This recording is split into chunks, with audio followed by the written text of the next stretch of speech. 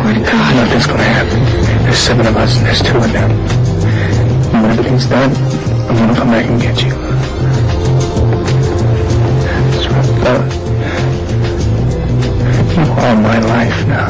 So I thought, I've got to meet Kristen. I met all kinds of other girls from all over the world, but Kristen really had something unique that she seemed so accessible as Bella. Once I read the script, I begged for the audition, and they were like, no, you got it, yeah, Catherine's going to come meet you. And we spent 4 hours together, and by the end of it, didn't want to stop talking about the scenes. So it just sort of worked. I thought that Kristen Stewart was amazing, vulnerable and open and just, so touching. You're impossibly fast and strong. Your skin is pale white and ice cold. Your eyes change color. And sometimes you speak like you're from a different time. And then we've got Rob, Edward, who's supposed to be the most beautiful man in the whole world. Perfectly sculpted cheekbones. Who can live up to that? Well, actually, Rob Pattinson can. There was no question when Rob came in. It was like he was the only guy who came in thinking anything other than like how to pose statuesque and be, really attractive and perfect. And he looked afraid, and he looked like he had a sense of pain, and he knew why. I mean, to live 108 years by yourself, it's really terrible. In the script it said he gives a look so demonic and animalistic that it just scares these men, these fully grown men to the core. Right. And I just kept coming out the car. I did it once, and I missed my mark. I just almost quit. So I was like, seriously, this isn't going to happen.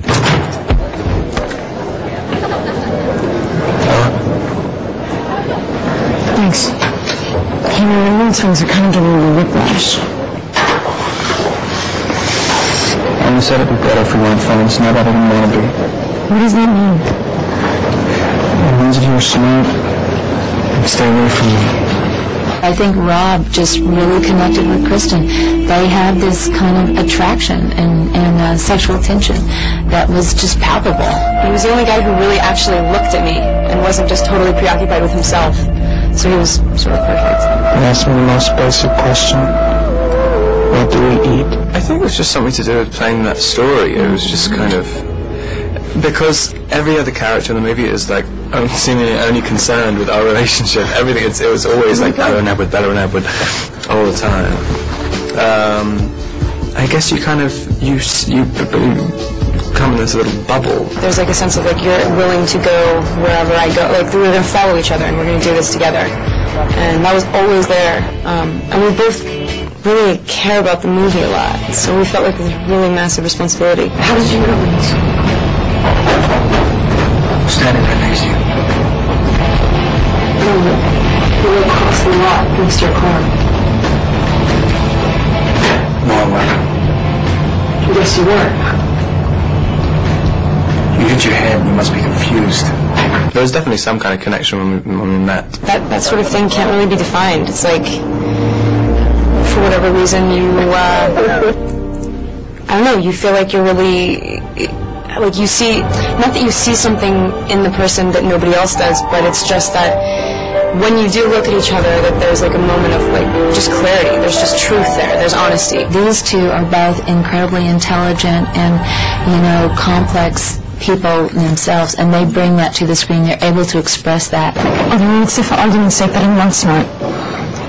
I can see what you're trying to put off, but I can see that it's just to keep people away from you. It's a mask. Did you tell me the truth? No, probably not.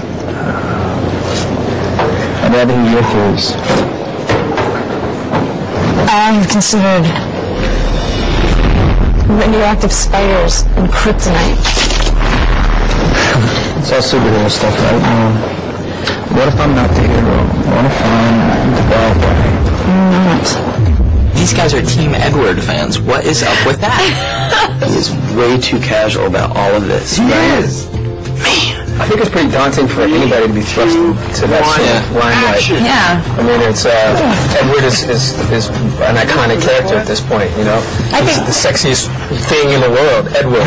It's so funny because last year, I'm struggling to even get someone to talk to me. And then like the whole world just turns and everybody finds you attractive. It's like, all right. I don't know how he does it, really. It's you know, and he does it with like this quirky charm that's just kind of rock starish. I don't know how he does it.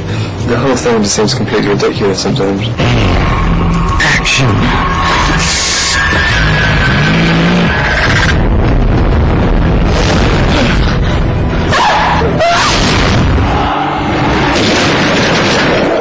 My favorite is the fight scene. It's amazing. I get to do so many stunts. So I got to do wire work.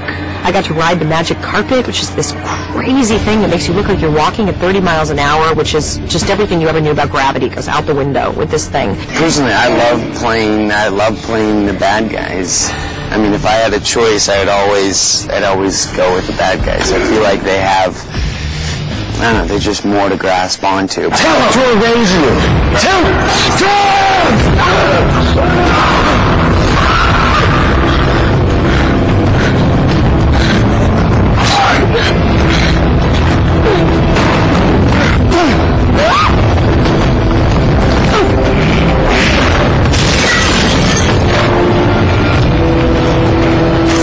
Lots of stunts, lots of action sequences. You know, it's been really, really cool. It's quite fun when you're harnessed. I mean, doing essentially things that you could do as a human. I mean, humans can climb trees, but because of all this sort of rigging and stuff, you can just be completely reckless with it. That's fun. Stephanie's created a completely different mythology. It tells the vampire story in a different way. And it's very honest. It's really, really honest. And that's kind of what's weird about it.